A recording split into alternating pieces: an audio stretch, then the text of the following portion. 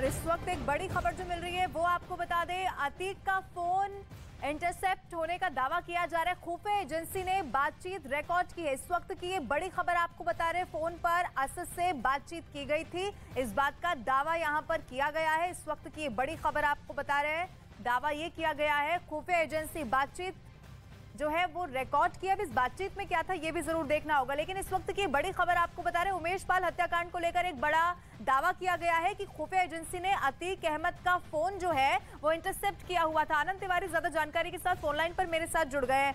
आनंद, क्या अभी तक ये सामने आ पाया है खुफिया एजेंसी की तरफ से कुछ और जानकारी दी गई हो कि इस बातचीत में क्या कुछ और था? आनंद जी देखिए, जी लवीना, उमेश पाल हत्याकांड के करीबन 2 से 3 दिन के बाद खुफिया विभाग ने एक फोन कॉल इंटरसेप्ट किया था। ये फोन कॉल पर एक शख्स से अतीक अहमद बात कर रहा है और ये कह रहा है कि यह समय ठीक नहीं था, विधानसभा का सत्र चल रहा था, लेकिन काम ठीक हुआ है।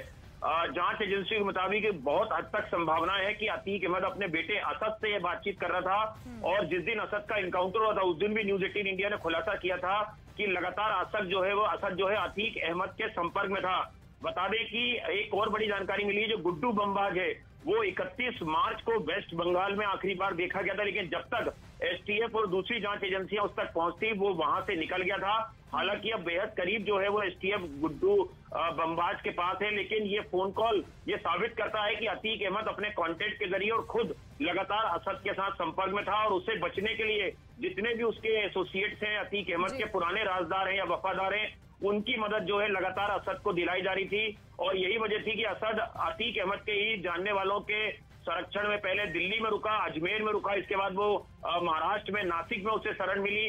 तो जगह जगह जो है वो अतीक अहमद लगातार अपने बेटे को बचाने की कोशिश कर रहा था और ये इंटरसेप्शन काफी ज्यादा महत्वपूर्ण है क्योंकि 2 से 3 दिन के बाद ही ये फोन कॉल इंटरसेप्ट किया गया था और इसके बाद से लगातार अतीक अहमद की मूवमेंट पर और जब भी उसे प्रयागराज ले जाया जा रहा था उसके पूरे काफिले पर लगातार पैनी नजर जो है वो जांच एजेंसी की थी कि उसे अतीक अहमद को छुड़ाने की या पुलिस के ऊपर फायरिंग करने की कोशिश उसके मददगार न कर पाए। ठीक है, यानी कि अब इसके बाद जो जांच पड़ताल है उसमें भी बहुत मदद पुलिस की हो पाएगी। बहुत शुक्रिया आनंद तमाम जानकारी के लिए।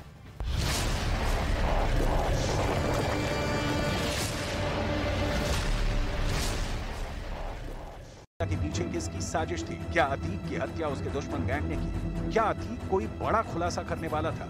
मर्डर की फुल प्रूफ प्लानिंग किसने की?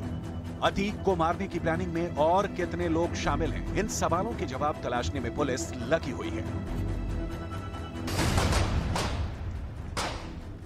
तीनों हमलावर मीडिया कर्मी बनकर आए थे। इनके नाम सनी, लवलेश तिवारी और अरुण मौर्य है। हमले के फौरन बाद ही तीनों ने सरेंडर कर दिया। लवलेश बांदा, अरुण कासगंज और सनी हमीरपुर का रहने वाला है। उनसे हथियार बरामद किए गए हैं। कांस्टेबल मान सिंह को भी गोली लगी है।